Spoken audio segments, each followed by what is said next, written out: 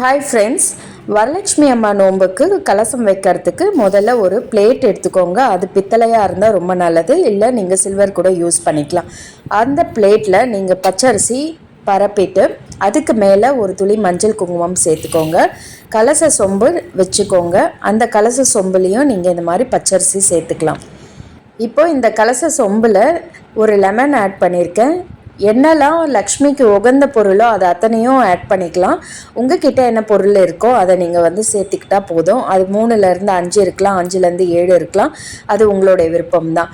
இப்போ நான் இங்கே என்னெல்லாம் சேர்த்துருக்கேன்னா ஒரு எலுமிச்சை பழம், மஞ்சள் குங்குமம், வெத்தலைப்பாக்கு, இதெல்லாம் வெள்ளிலேயே நான் சேர்த்துருக்கேன். வெள்ளிக்காயின், தங்கக்காயின், பூக்கள் இதெல்லாம் சேர்த்து கலச தேங்காய் வச்சு மாயிலை வைக்கணும். மாயிலை வச்சு கலச தேங்காய் வச்சு நீங்கள் அம்மனை அலங்காரம் பண்ணி வெள்ளிக்கிழமைக்கு முதல் நாள் வியாழக்கிழமை அன்னைக்கே அம்மனை வெளியிலேருந்து நம்ம வீட்டுக்கு அழைச்சிக்கணும்.